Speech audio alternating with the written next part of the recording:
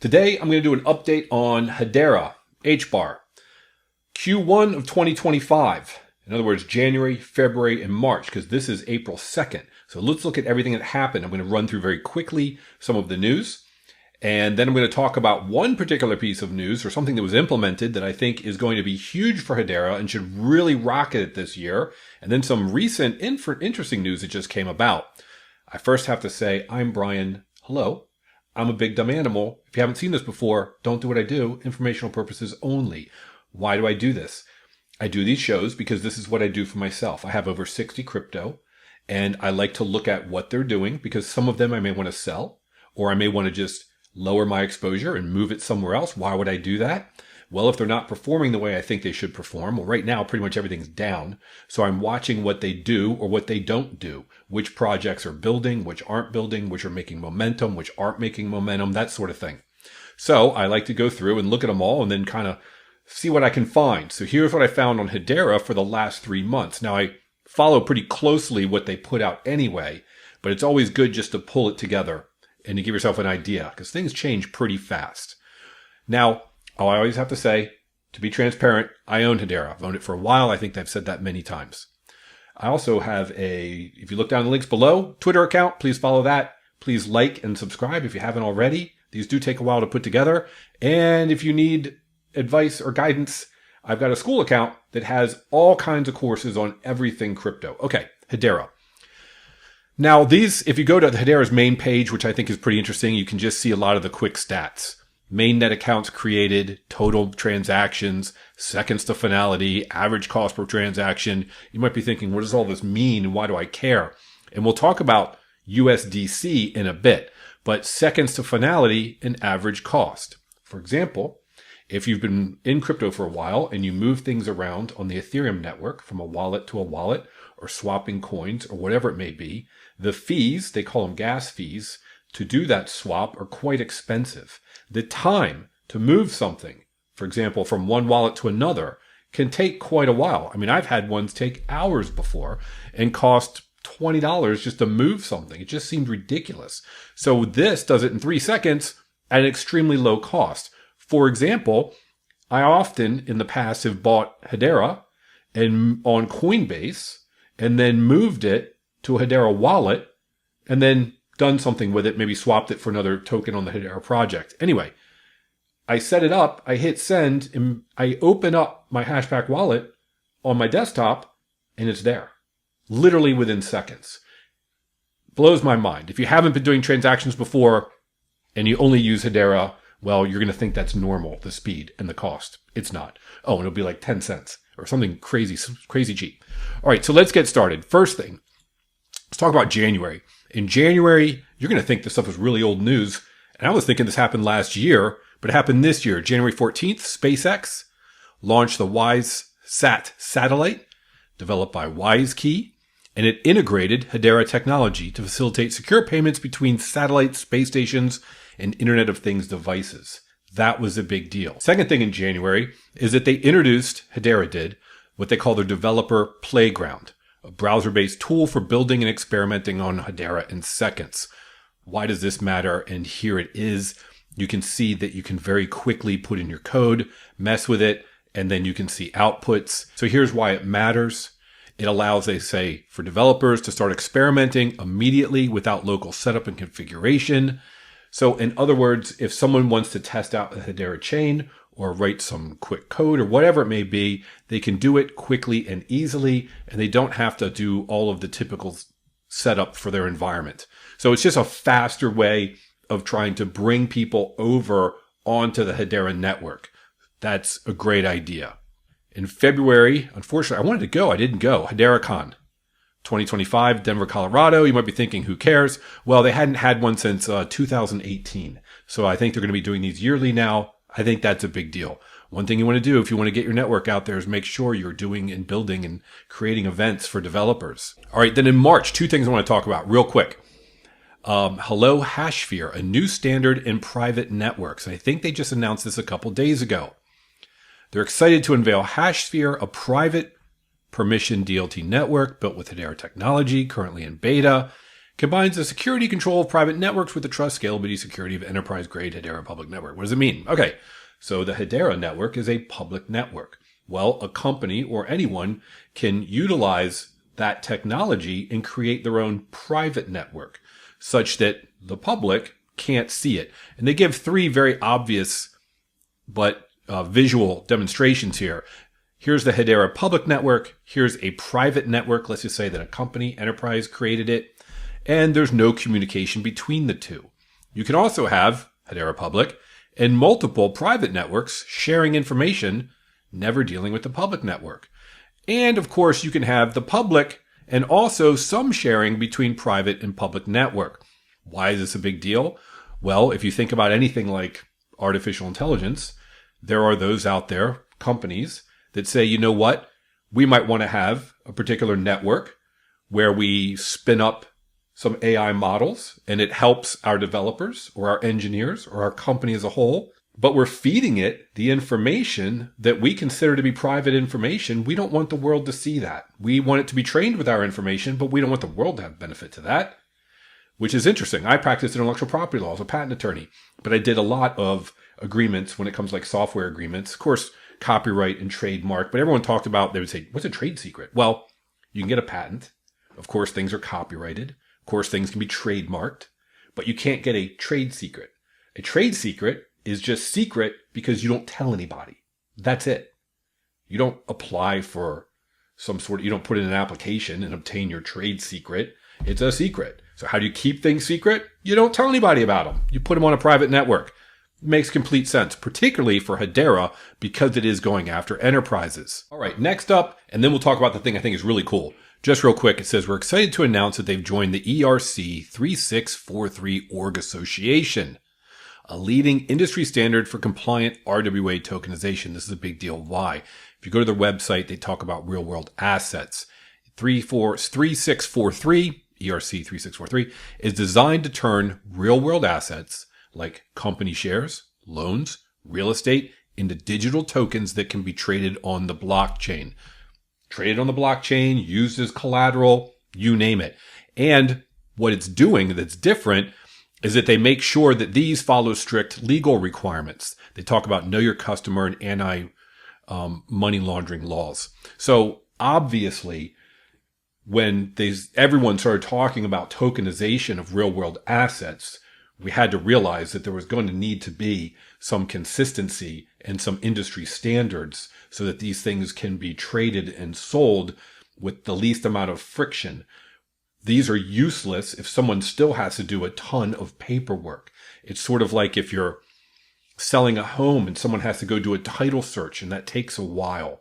Well, if those things were already handled and everyone knew that if they bought something tokenized using this standard, that all of those things were already taken care of, then all the friction's gone and these transactions will take place much easier and much faster. And that's the whole goal. So this makes complete sense. Glad they joined it. Can't wait to see what comes out of it. Now, the part I think that's the coolest. I'm going to show you here. This is, I like to always shout out people. You can see here, if you can see it on the screen, ITZZ HBAR Paul. You can follow him. I guess I'm not following him right now. Oh, I'm under a different account. My crypto account follows him, of course, because he has great information. He does great posts. And this particular one is showing how much HBAR USDC has grown on the network since last November. Okay, so let's talk about that. USDC, stablecoin, pegged to the dollar, issued by Circle. I think it's been available since 21 for the Hedera network. However, two major things, Crypto.com and Binance, they both integrated USDC on Hedera. So within Binance, if you're a user of it, which I think is the largest exchange out there, or within Crypto.com, you can purchase now USDC on the Hedera network. And like we talked about earlier, which I was alluding to, is why would people do that? Well, because it's much cheaper. The transaction fees are so low and it's much faster when you're moving things between wallets. So as an example, if you've watched one of my videos and I say, hey, here's how you buy Tune FM on the Hedera network, or here's how you buy Saucer Swap or Bonzo or whatever, You can't just go onto Coinbase and buy it.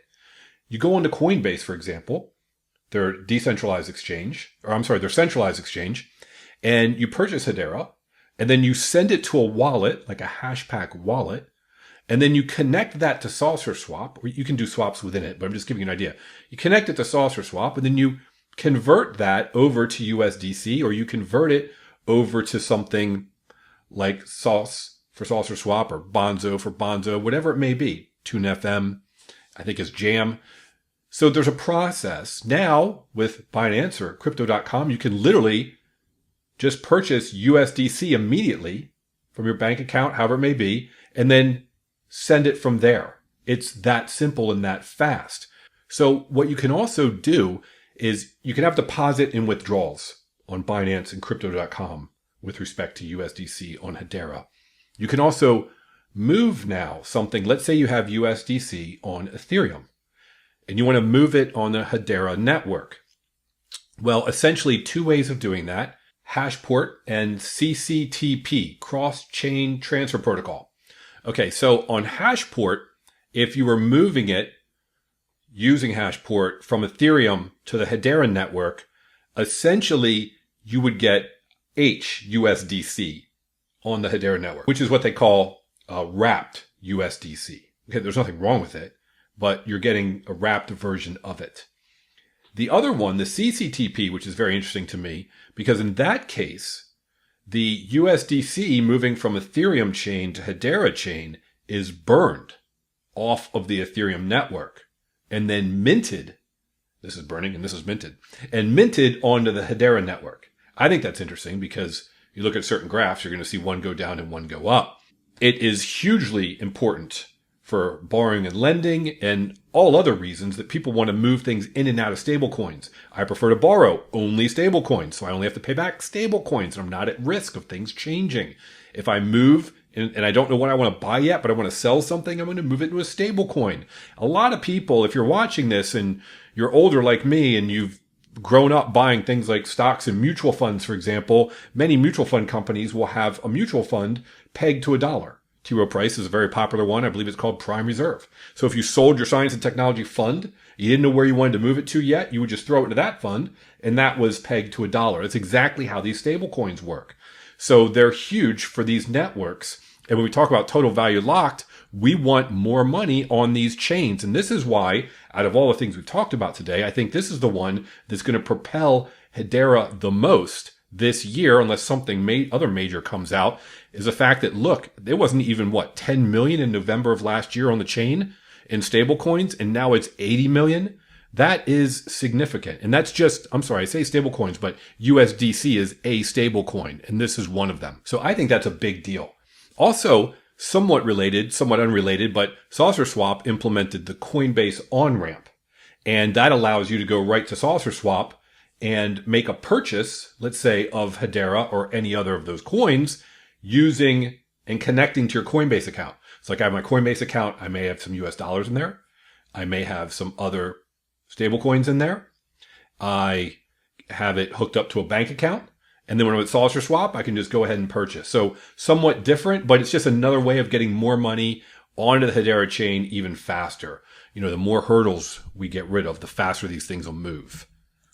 It's funny because I used to run track and people always talk about that analogy, but they don't know why. Well, if you've ever run a 100-meter sprint and then you run 100 meters with a bunch of hurdles you have to jump over, there's a big difference in the amount of time you get from A to B. You remove those hurdles and you're going to get there a lot faster. So that's the analogy in case you're wondering. So here we are. You can go to this usdc.cool and it will tell you all of the USDC minted. I clicked in to just show Hedera and it's up to 84.9 million. So what would this chart show? Around 80 or so, 84 million.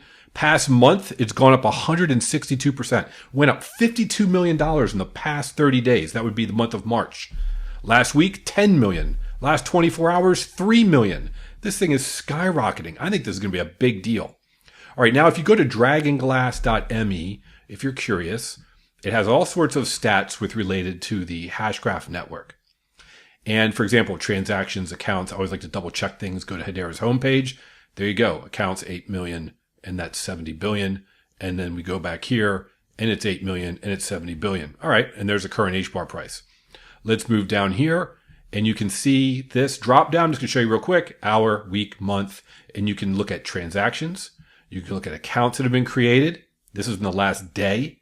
You can take total transactions, divide by seconds. I happen to do it because I put a post on X, and it's like the last 24 hours, it's like 7 transactions per second. Look at the amount of account, over 9,000 accounts in the last day. In the last month, it was 400,000 accounts out of 8 million. That's 5% in the last 30 days. It's growing. This is Hedera transactions. You can see this runs real time. I happen to put a post up today because, like I said, the last 24 hours, it looks like it was about 8 transactions per second. Every now and then it spikes. I went today and I just happened to take a snapshot because when I clicked in, it was at 45 transactions per second. You never know. All right. So we talked about all of the news. Here's the one thing that isn't so great. This was a report put out by, I believe it's Messari, and they had a Q4 report for 2024, the last 3 months. Everything looks great. Great information. Great statistics across the board, except for this one. I want to point this out. I'm going to show you the good, going to show you the bad. Revenue fell in Q4 by 85% quarter over quarter. If you look at this graph, you can just see this is Q4 they highlighted, and it dropped into the toilet. Revenue on the Hedera network. Why? They say, look below. So we're going to look below. We go down below, and they basically say it was because of that one company, you're probably familiar, Avery Dennison's Atma.io, ceasing to use the consensus service. They were a large amount of the transactions in the revenue. Now, do I think that's a big deal?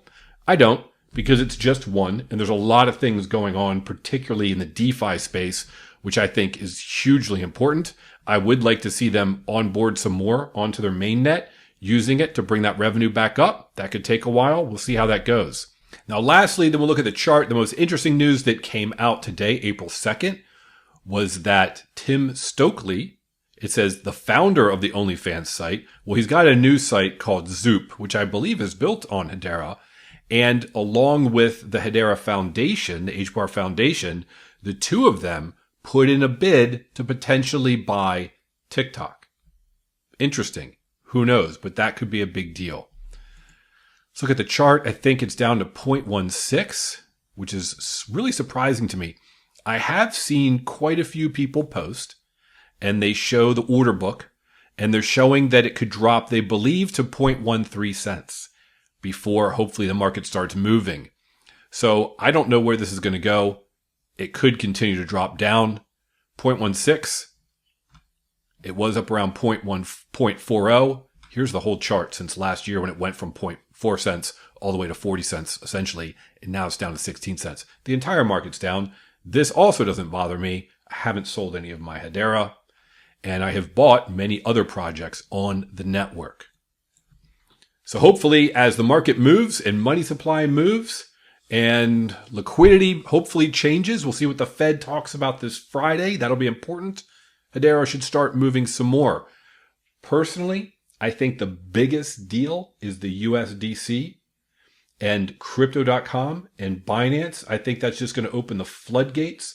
And I am keeping a close eye on this USD cool to see how much more money comes in to the decentralized finance network. That's going to be a big driver of their value in the next couple months. In my opinion, big dumb animal. Hope we can all make generational wealth together with crypto. Have a great day.